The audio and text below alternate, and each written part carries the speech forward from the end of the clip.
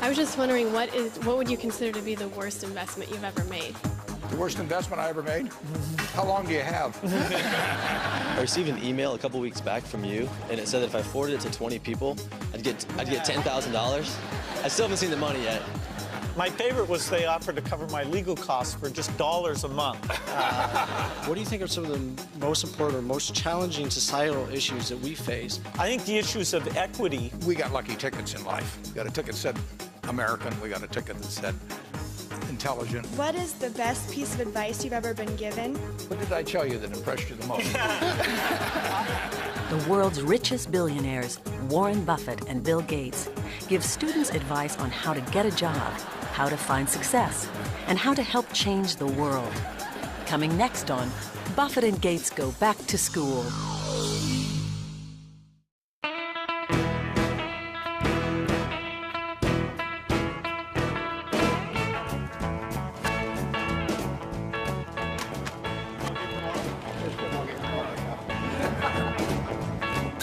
The two richest men in the world are dramatically different. Warren Buffett earned his $41 billion the old-fashioned way, by investing in solid old-line companies that sell basic products: insurance, soft drinks, home improvement, and shoes. Bill Gates is the modern genius who earned his $50 billion by creating the world's largest software company, Microsoft. His innovative products include Windows, Office, and Xbox 360.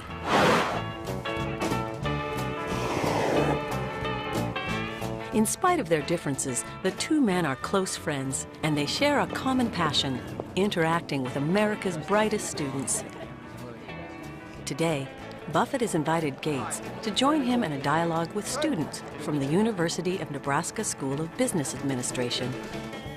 Buffett earned his bachelor's degree here in 1950. There was a girl I had a big crush on, and she was paying no attention to me. She was going with some guy to play the ukulele, and I thought it must be because of the ukulele, so I got a ukulele and learned to play it, and she still ignored me.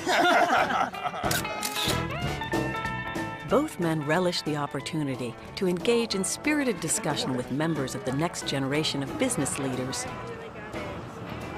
The one condition they placed on this event is that no faculty, staff, parents, or reporters will be allowed to talk. Only students will ask the questions. We're all pretty excited just to have the opportunity to meet with the two richest people in the world. There's a lot of questions. I've been waiting for this all week. I'm feeling pumped. I'm excited to see these people. Got it? Terrific. Well, this will be great. Please give a warm University of Nebraska-Lincoln College of Business Administration welcome to Warren Buffett and Bill Gates. As the men take their seats, students selected by the faculty of the business college are ready with questions that have not been shared with either Buffett or Gates. The students begin with one of the most difficult questions facing business today. Hello. Hi. My name's Kim Martin. I'm a senior finance major here at the university. My question is, how do you instill ethical leadership throughout your organization? And to begin with, how do you know that the management one level below you is making decisions that would parallel your own? We have all the money we need. You know, we'd like to have more, but we can afford to lose money.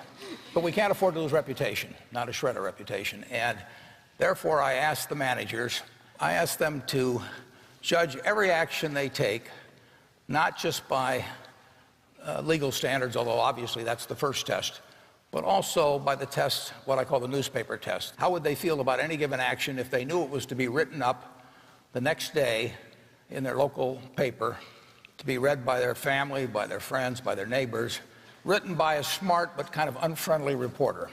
And if it passes that test, it's okay. And I tell them if anything is close to the lines, it's out.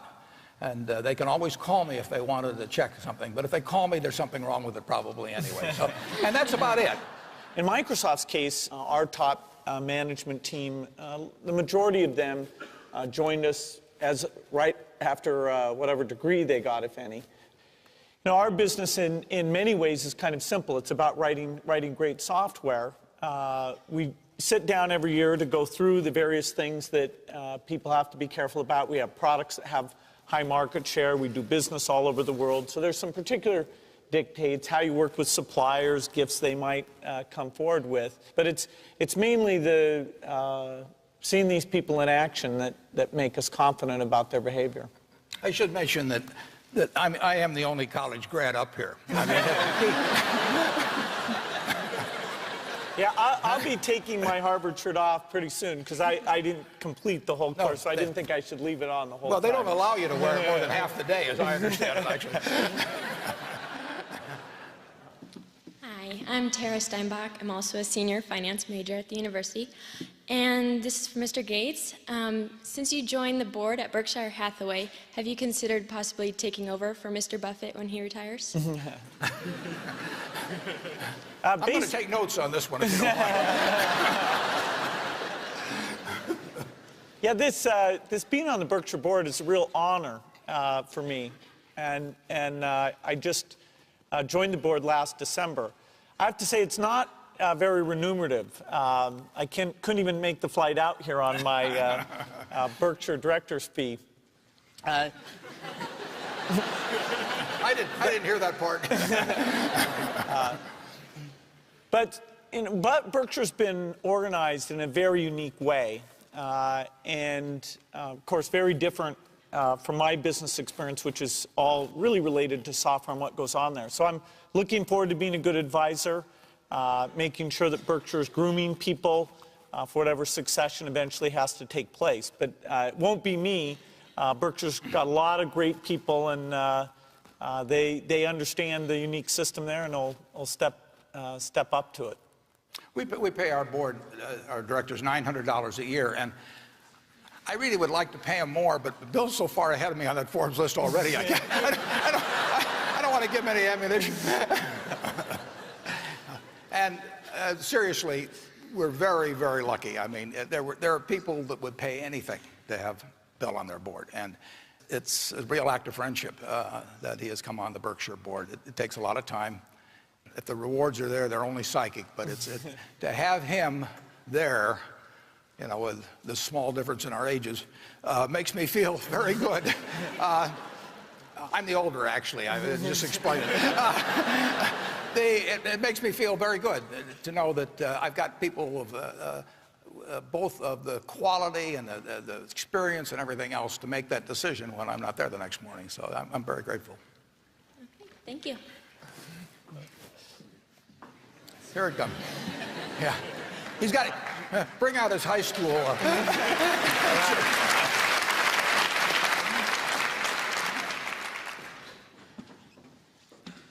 I'm Brian Poppy. I'm a junior actuarial science major.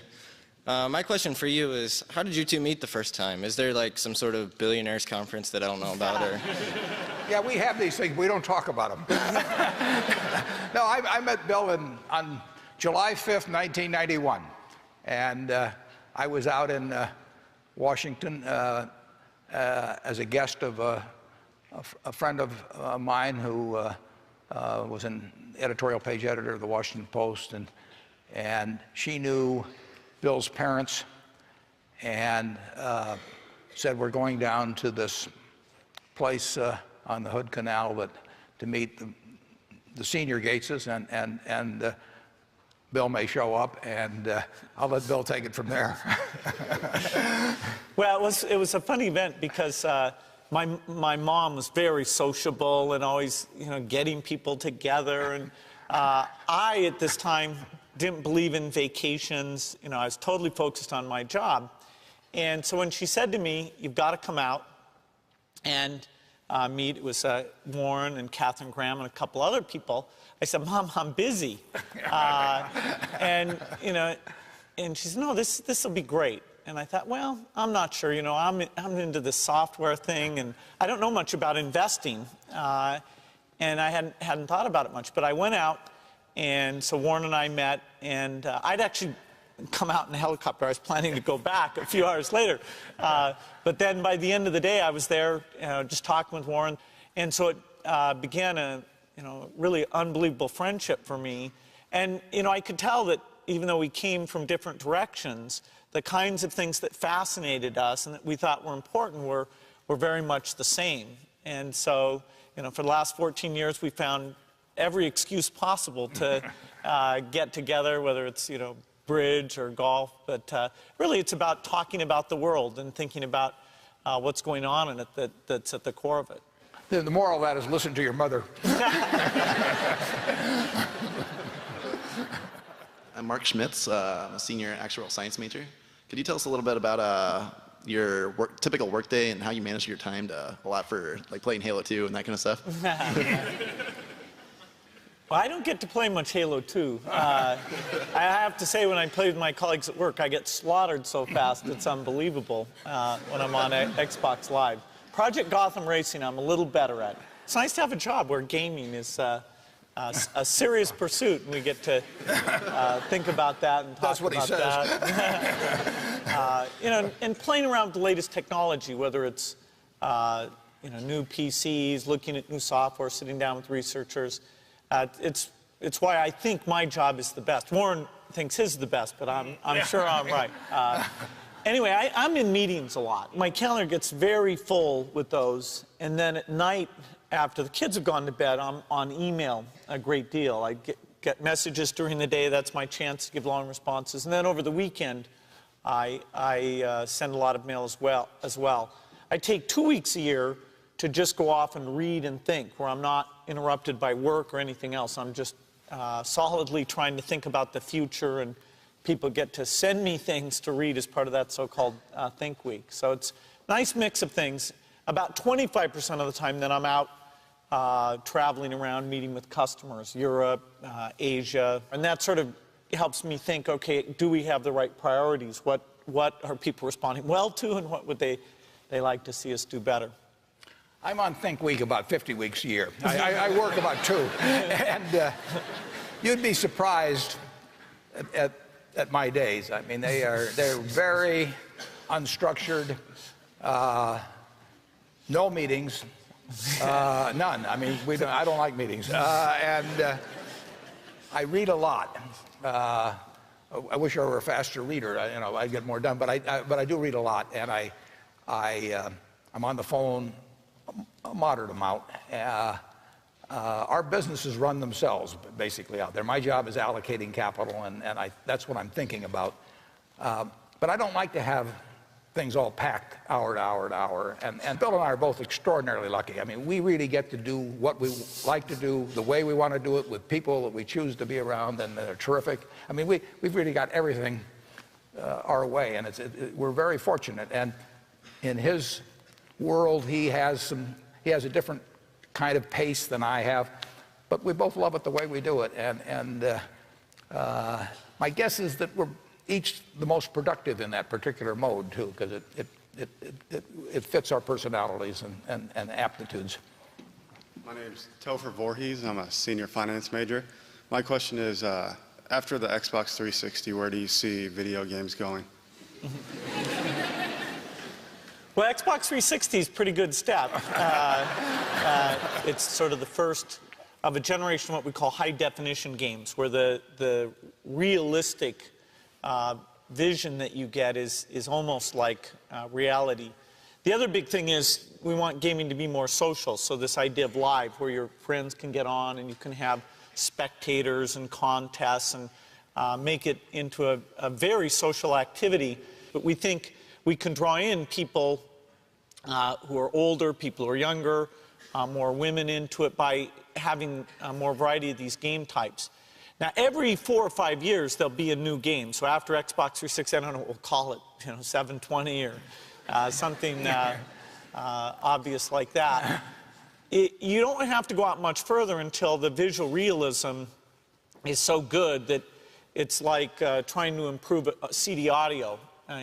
There are ways of encoding audio with more resolution than a compact disc, but people can't tell the difference. So a lot of it will come back to the creativity of those game developers.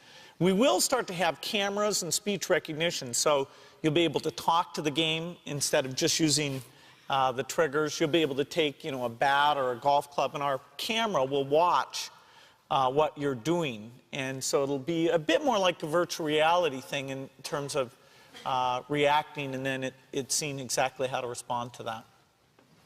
Hi, my name is Pamela Bracey. I'm a senior marketing major here at the university. And if you guys decided to drop a $100 bill, would you bother going back to pick it up, or would you let a lowly college student like myself go get it? If he drops 10 cents on the floor as he walks out and he doesn't pick it up, I'll pick it up.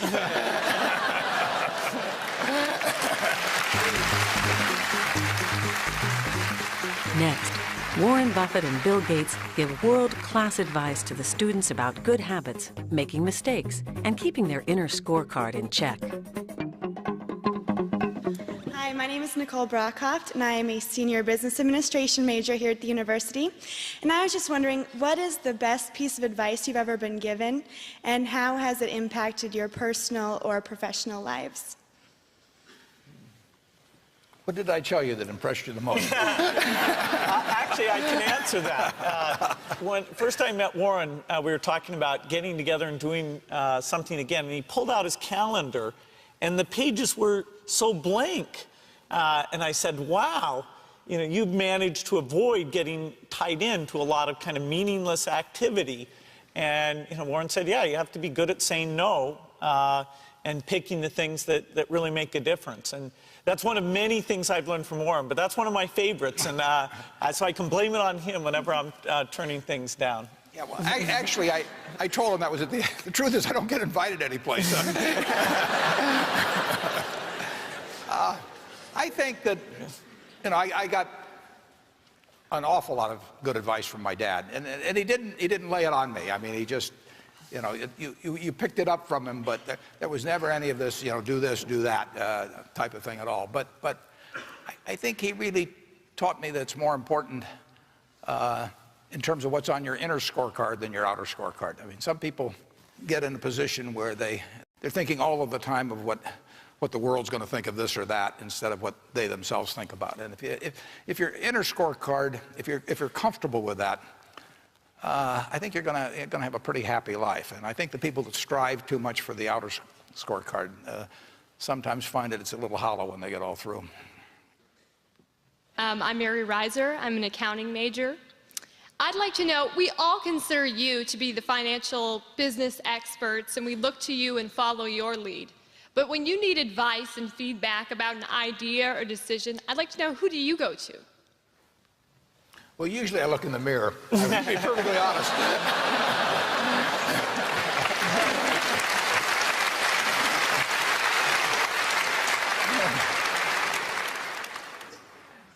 The nature of what I do means I have to think pretty much independently.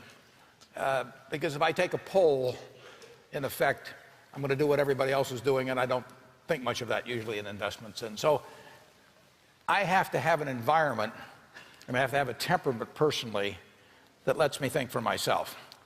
And I've got a terrific partner, a fellow named Charlie Munger. And you can't find anybody any smarter, any better quality of anything. But we think a lot alike. And we do talk things over occasionally, but we don't talk them over very often because I know how he thinks, he knows how I think. He's taught me a lot, you know, and you know, why should I pay for a phone call if I know what he's going to say? So if I need to get a cabinet around to make decisions or anything like that, I probably shouldn't be running the place. And that doesn't bother me to have the responsibility for it, but I just don't want to put it up to a vote because I've seen too many, particularly in the investment world, as you get larger and larger groups making the decisions, they get more and more homogenized. And I don't think you will ever get brilliant investment decisions out of a large committee. Yeah, for me, probably the most important decisions I make are a lot like when I pick what technologies the company's going to bet on. Those are a bit like Warren's, where you really have to be willing to be contrary, to leave some things aside and to go into some places that aren't very hot.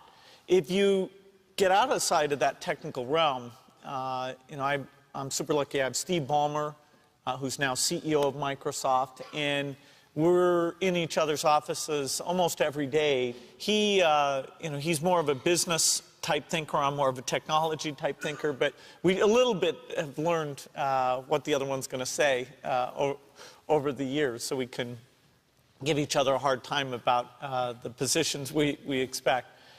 Outside of that, if I had some really tough decision, I'd talk to my dad, I'd talk to Warren, I'd talk to my wife Melinda.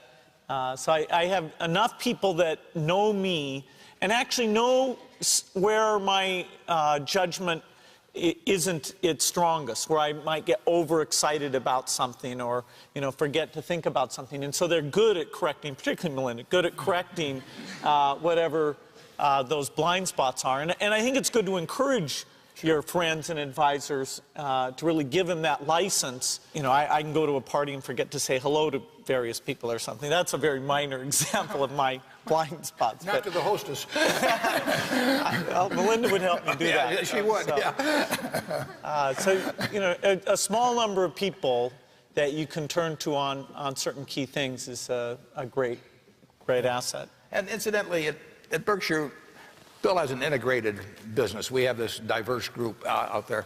But we have 40 managers, and I really encourage them to be doing the same thing. I mean, they run their businesses, and they know how to do it, and they're going to make some mistakes, but they basically make the calls, and they don't have to check with us. It's amazing how decentralized we are in that respect. But we bet on brains, and we bet on people with energy and brains and integrity, and they're going to call most of them right, and I think we would lose an awful lot by having all kinds of layers of committees to review that they had to check with and that sort of thing. I'm Caitlin Polcher. I'm an actuarial science major, and I'm a junior. And you both have several managers working under you, so I was wondering what are some steps that a new entrant into the job market can take to accelerate their journey towards an upper-level management position? Yeah, well, one thing I will tell you that I didn't realize when I was getting out of school is how much the unusual person will jump out at you. I mean, and it isn't because they got 200 IQs or anything like that. It's really because of just how they behave, what they bring, the energy they bring, the commitment they bring, the quality of how they do things, how they treat the people around them, all kinds of things. But you will jump out much more than you might anticipate. One of the things you would want to be sure to do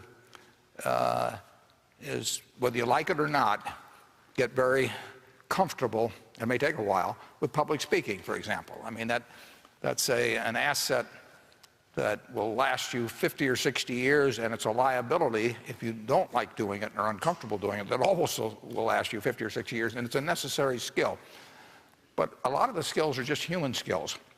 If you get the best out of people around you, that's a rare talent, and it doesn't correlate with IQ. It correlates with an attitude and toward the world and toward other people. And it's a talent that if you work at early and you're really conscious about it, you don't have to show up other people. You don't have to be smarter than they are or anything else. You want to bring out the best in them.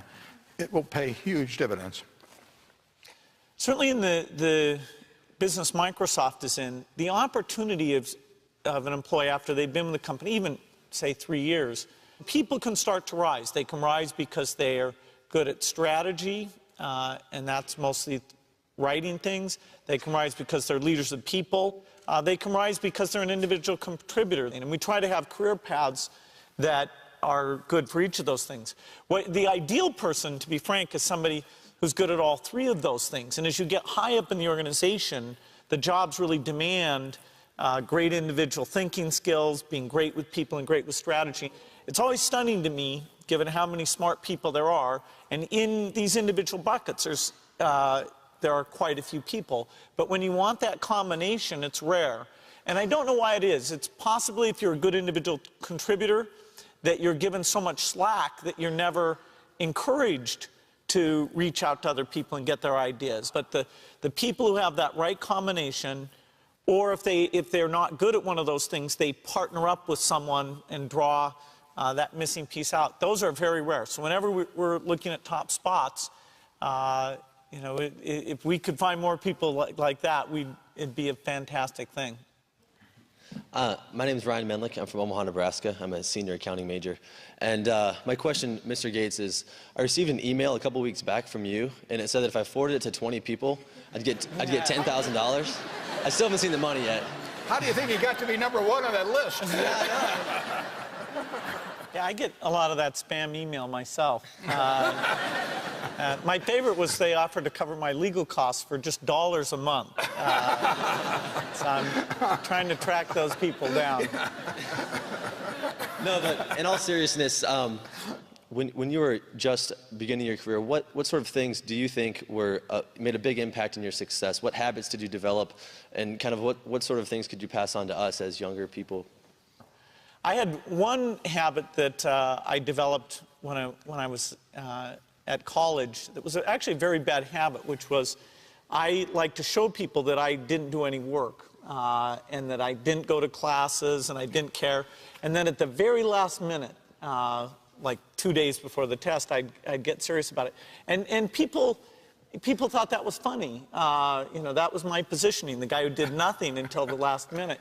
Then when I went into business, that was a really bad habit, and it took me a couple of years to get over that. Nobody praised me because I would do things at the last minute, and I tried to reverse to students I didn't think that highly of, who were always organized and had things done on time. I'm still working on it, but procrastination is not a good habit. Bill can change clothes in the car. I mean, that's why we don't insure him at Geico, incidentally. But he has a little of that habit left still. But the habits you develop, and I go back, the other thing is have the right heroes. I mean, I've always been lucky in that respect. And if the people you look up to are going to form your vision of what the world, how you want to be in later life, well, I'll give you 2 pieces of advice. I'd invest as much in myself as you can. I mean, you're your own biggest asset by far. I mean, you've got all kinds of potential. All the people in this room, you're lucky to be in this country, gotten a good education. But most people go through life using up a very, very small part of their potential. And so anything you do that invests in yourself, that's the best investment you can possibly make. And then I would follow my passion. I mean, whatever turns you on. I was lucky. I found something early that turned me on. But you don't want to take a job just for the money. You don't want to take a job for an organization that you really don't feel good about, or work for people that you don't feel good about. You really want to be excited when you get out of bed every morning. And it won't necessarily be the job that you have 10 years later, but you'll be learning so much as you go along. And I took a job with Ben Graham, my hero, and I never asked the salary, and I found at the end of the month when I got my first paycheck what I was earning, because I just knew it was the right thing to be doing. So I would follow your passion. My name is Elizabeth Vineyard. I'm a senior marketing major. I guess my question is, hearing about the globalization of business, being a small business owner myself, I wonder how you see that affecting the small business sector.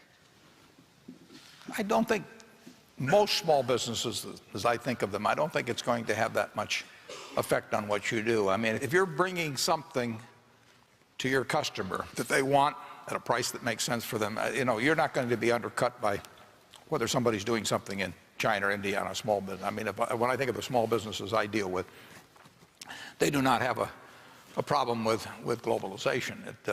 If you've got a major textile business or shoe business or furniture business, you're going to be very much affected by what's going on around the world in terms of production costs. Bill? Yeah, globalization is important to track because it's changing the rules of the game. As Warren said, it doesn't directly affect a small business because usually the fact that you're there locally doing a very differentiated product means that somebody far away can't do exactly what you do. The biggest change agent in globalization is what's going on in China, where they are, in a sense, even more capitalistic than we are in terms of how they're letting businesses develop and keeping things very efficient. And so I think it's very important, no matter what career everybody here is going into, to look at China as a change agent, think about globalization, and then thinking about these indirect effects on the opportunities for the companies you work for. I think that will be very important. Hi, I'm Marissa Pont. I'm a senior management major. Obviously, as a public, what we hear most about are your successful investing in ventures or the new products that you develop that work out. I was just wondering, what would you consider to be the worst investment you've ever made? The worst investment I ever made? How long do you have? I've made some very bad ones, but that doesn't really bother me. It may bother the shareholders, but that's another question. You're going to make mistakes in life. I mean, there's no question about it. You don't want to make them on the big decisions, who you marry and some things like that. So there's no way I'm going to make a lot of business and investment decisions without making some mistakes. I may try to minimize them. I don't dwell on them at all. I don't look back. The biggest mistakes are the ones that actually don't show up. They're the mistakes of omission rather than commission. We've never lost that much money on any one investment, but it's the things that I knew enough to do that I didn't do. We have missed profits of as much as maybe $10 billion in things that I knew enough to do and I didn't do. Now, the fact I didn't buy Microsoft way back is not a foregone opportunity because I didn't know enough to make that decision. But there have been other investments where I did know enough to make the decision, and for one reason or another, I either didn't do it at all or I did it on a small scale. I was sucking my thumb when I should have been writing checks, basically. And those don't show up. There's no place where it shows missed opportunities, but I've missed some big ones. The triumphs in life are partly triumphs because you know that everything isn't going to be a triumph. I would never get too hung up on mistakes. I know a lot of people that really agonize over them, and it just isn't worth it. I mean, tomorrow's another day, and you live it forward and just go on to the next thing. I think in Microsoft's case, the biggest mistake is where we miss something that's coming along is going to be huge. And for us, if we get in too early, like the idea of delivering TV over the internet, IPTV, we got in probably 5 years before we needed to. It's just now starting to happen. I don't feel bad about that at all. There's a few things like understanding direction, say the internet search would go, where we go, ooh, we're playing a tiny bit of catch up on that. Let's work some overtime on this little problem here. People are kind of underestimating our ability to move to the front of the pack there. And we've had that in many cases. We had that when the internet came along and became this big phenomena that we needed to really push the company into that. We had that when IBM broke off its relationship with us and went into competition with us. That was a very big challenge. But we don't want to have anything that comes along, some breakthrough in terms of how software is done, that we haven't gotten the best people in and are putting that together with the work we're doing. So it'd be missing something like that'd be our worst mistake. Hi, my name is Morel Wax, and I'm a freshman international business major. How much money, as you guys being both billionaires, do you guys carry in your wallet at any given time? How much we got in our wallet?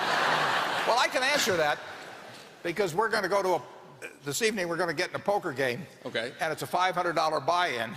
And so I made very sure that I had at least $500 in my wallet. And I have a little more than that, but I don't carry around a lot of money. Bill? No, actually, a lot of times, it's weird, I don't carry a wallet at all.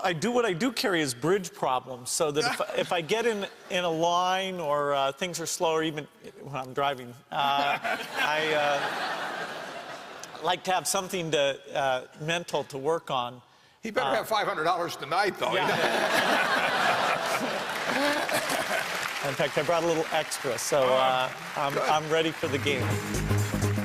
As the event nears its end, students ask questions about how they can change the world. And Warren Buffett and Bill Gates offer surprising insight into the true nature of success. Hi, my name is Stephanie Tompkins. I'm a senior economics major. A lot of us are pursuing higher education because we want to leave the world a better place than the one we found it. And that's terrific. As one person at the end of the day who can actually affect tremendous amounts of people and ideas, how do you make your decisions? You're changing the world every day.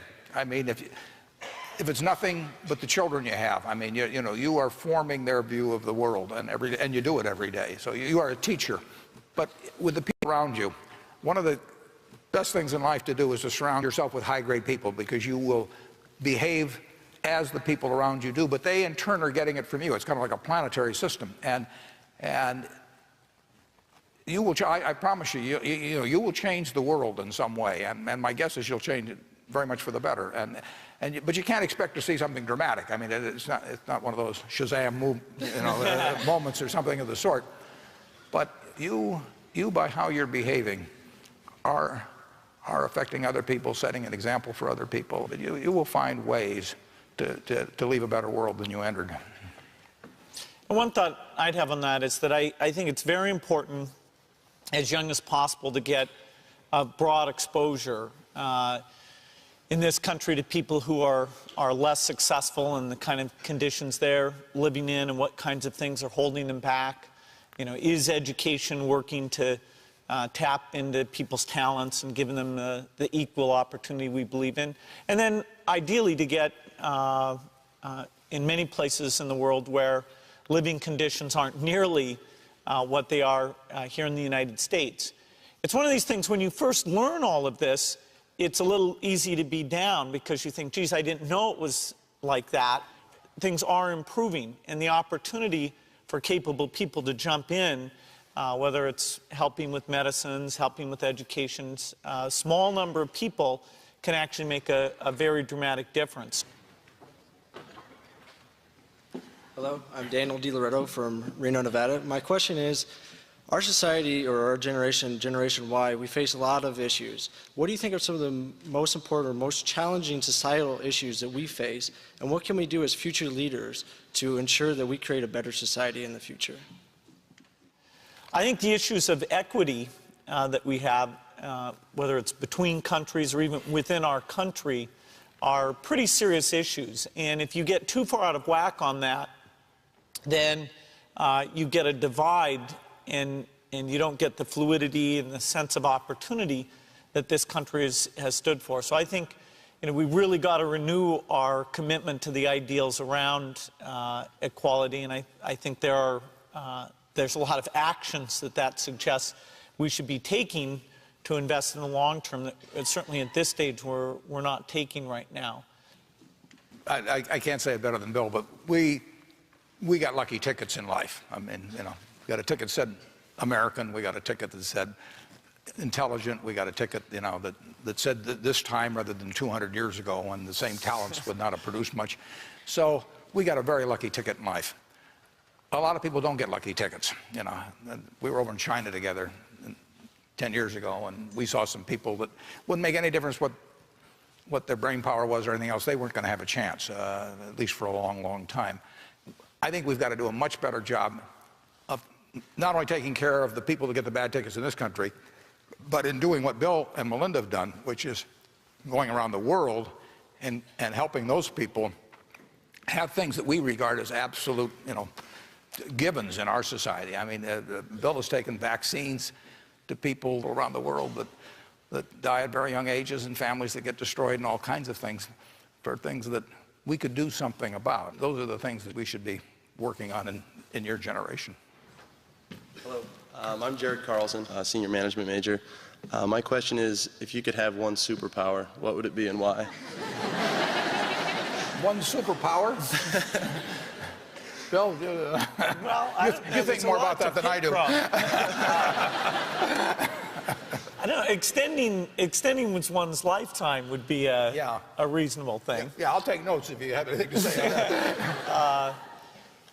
I don't think being able to get rid of competitors, that wouldn't be much fun. That'd be like hitting a hole-in-one all the time.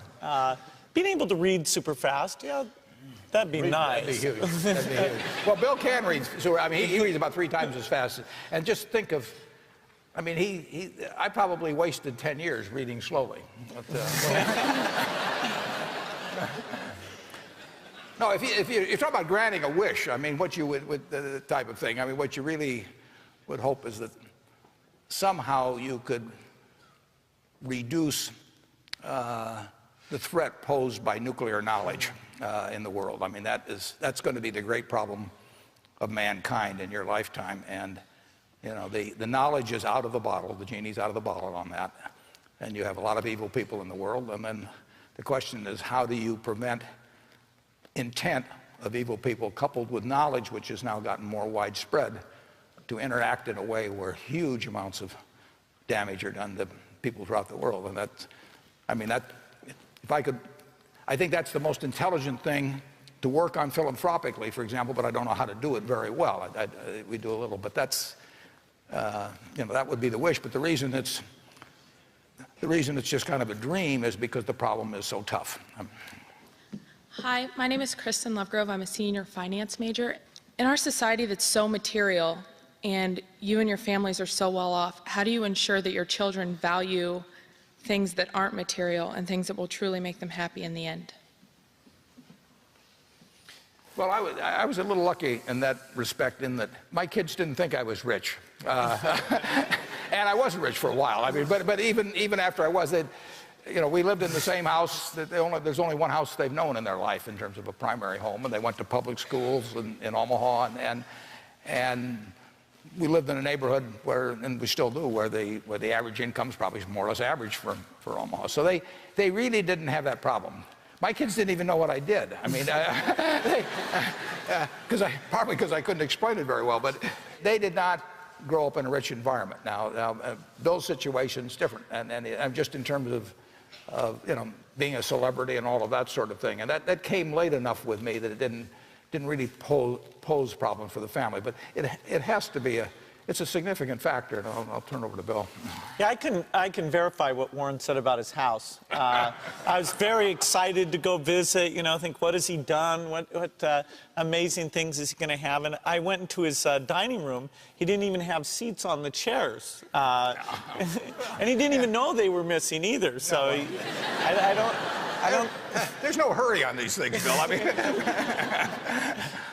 I think it is tough, and perhaps particularly so when children grow up and have a very nice house and they think, you know, what are the real limitations? I do think there's some very basic things around giving them an allowance at a young age and sticking to that and having them decide, okay, you want to buy a candy bar today, that means you can't buy one in the future, and start to figure out that there are real limits.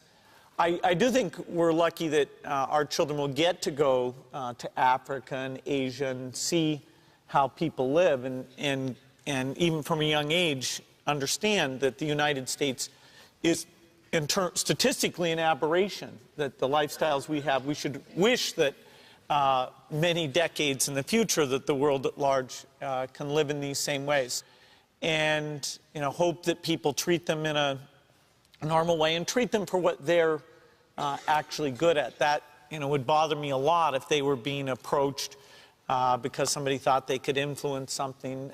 You know, it's an awful thing. Every kid should be evaluated based on who they are and what they're doing. Our kids are rich and are going to be rich by the standards of the world. They don't think they're going to inherit a significant portion of the fortunes of either of us. I mean, 99% of what I have, well, it'll go to philanthropy one way or another, and Bill has the same attitude, basically, that we are not going to turn out some super wealthy kids. They'll be wealthy. I mean, there's no question about that. But the idea of dynastic fortunes, you know, I find it turns me off. I don't think it's what America's about. I don't think, if you talk about equality of opportunity in this country and really having everybody with talents having a fair shot at getting the brass ring and all of that, the idea that you hand huge positions in society on simply because someone came from the right womb, you know, I find that, I just think it's almost un-American. My name is Matthew Bodie. I'm a senior from Elgin, Nebraska. Several Eastern European countries have successfully enacted a flat income tax, and now there is growing pressure in Western Europe to do the same. Would you support the United States adopting a flat income tax, and why or why not? Well, I wouldn't support it. You'd be amazed how flat it is already. If you look at both the payroll tax, which is over 12% now, and that applies on the first $80,000 or $90,000 of income. So Bill and I pay practically none of that in relation to our income. the people that work for us, it's a big, big tax. So if you take the tax that my assistant or anybody in our office pays, they've got 12% on that first $80,000 or $90,000, and then they have the income tax.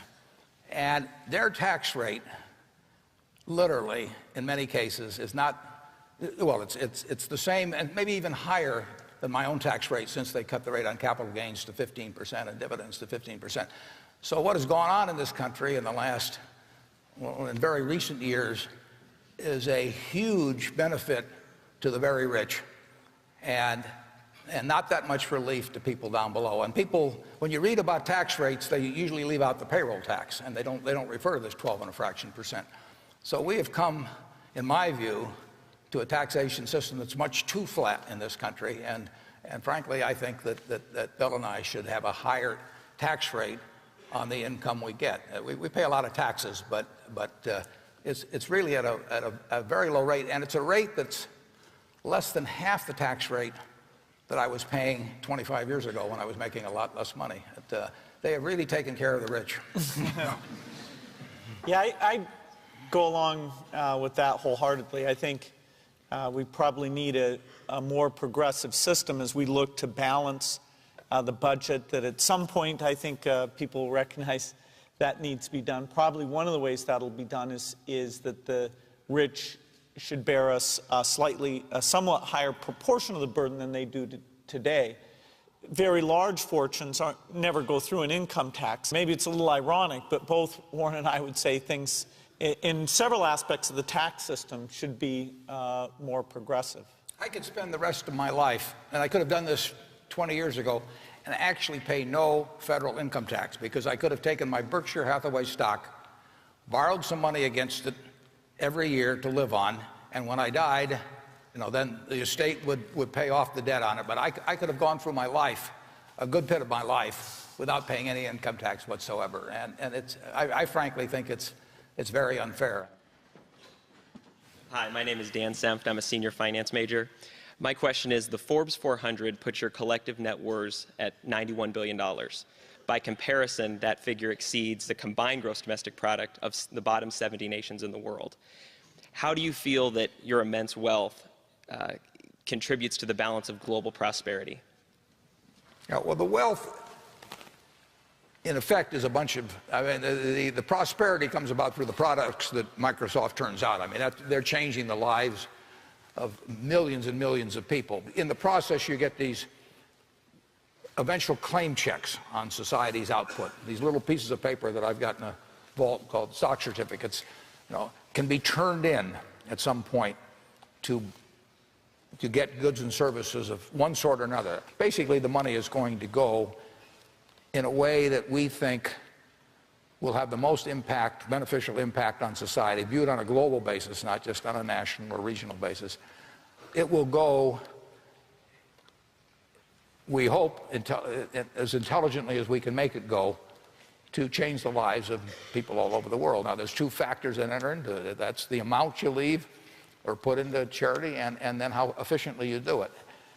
Bill and Melinda, in my view, they run the largest one, but I would say they also, certainly among all the big ones or anybody that I know about, they run the most efficient one. They have literally said to themselves, how do we use this money to change in a major way for the better the lives of the most people in the world? What could be more rational? So they've combined what I would call head and heart with huge sums of money, and no one's gotten a result, in my view, like they have. Yeah, I think the key point here is that owning, Warren owns a big piece of Berkshire. I own still a measurable piece of Microsoft. That's not consumption. What the limited resources of society you hit those limits as you consume. And so somebody who makes, say, $50 million and chooses to, just build mansions and have things happen for them, they are diverting resources in their direction instead of those resources being used, say, to help out people who are less successful. And so, in fact, if you can accumulate some of society's wealth through luck and skill and then make sure it's used on behalf, that the consumption overwhelmingly goes to the less fortunate, it's a little bit like Robin Hood. You're recycling wealth from that top part back, and it's incumbent on the people, the higher up that list you are, the more, in a sense, there's a responsibility to put not only the wealth, but your brain power into those activities. I am Allison Mack, a senior marketing major. As college students, we're constantly thinking and planning towards the future. Where do you personally envision yourself to be in 10 years? I'm glad you didn't ask my doctor. If I'm in decent health, I'll be doing exactly what I'm doing now, because I'm doing what I love now. I mean, if I could do almost anything that doesn't require any athletic or mental ability. What do I choose to do? I choose to jump out of bed every morning and run down and work at Berkshire Hathaway, and I don't see anything that changes that. I'm doing what I love, and health will determine how long I can keep doing it. But I've told my children that when I start going gaga and spend my time spinning yo-yos and things like that, that they're to come to me and tell me that it's time to step down. But I've told them they better all come as a group, because if just one comes, I'm going to take them out of the will. Yeah, well, 10 years from now, I'll be turning 60. I have to say, every time the age 10 years older than me always seems like that's when I'll be old. When I was 40, I thought 50 would be that mark. Now that I'm very close to that, I think, no, that's not being old. My life's work in terms of creating a company is certainly around Microsoft. Over the next 10 years, my balance between the time I spend on philanthropic things versus my full-time job will switch somewhat in the favor of doing philanthropy, spending more time on that.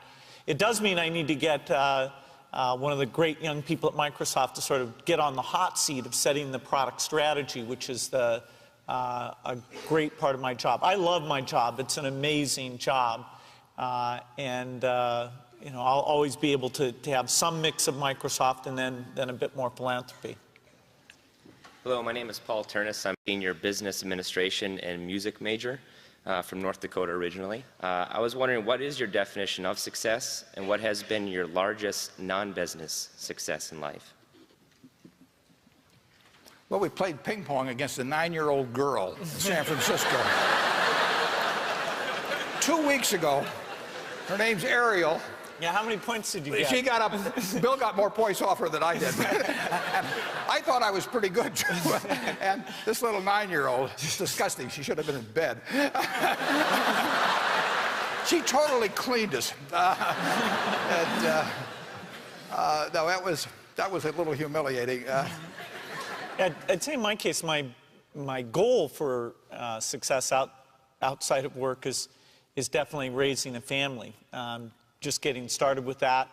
And I think there's some unique challenges of when a parent is very visible and has money and things like that. It's not easy in any case to raise kids the right way. But I'd say I hope to be successful at that. So far I haven't caused them any damage. They seem to be doing okay. We get a lot of people that want us to adopt them. I mean, he's working on his children, I'm working on my great-grandchildren, but otherwise we got the same approach. I would say this in terms of success. This will surprise you. But I would say I've never known anybody that got to my age or close to my age that had lots of people that loved them that felt anything other than a success. I mean, you have lived a successful life if, as you get older, the people that you hope love you do. And that includes your family, your business associates, all kinds of people. And the converse of that is that I know people enormously wealthy, they get schools named after them, and they get dinners in their honor, all that sort of thing. And the truth is that nobody thinks a thing of them. And I have to believe they know that, and that everything gets quite hollow in their life at that point. And they've got all these markers, and there's people on the Forbes 400, that are in that category. And I won't name names. But I can't think of anyone I've known, and I've known some, a lot of people by this point in my life. I've seen them in very ordinary jobs, all kinds of situations, if the people around them love them, they feel very successful. Thank both of you so much. We appreciate you coming. With the final question of the evening answered, Warren Buffett and Bill Gates prepare to leave the stage, but not before shaking hands with all of the students who took part in the event. Thank you for the opportunity. Okay, thank you. Yeah, okay, you're terrific. Good. You're all okay, thanks for coming.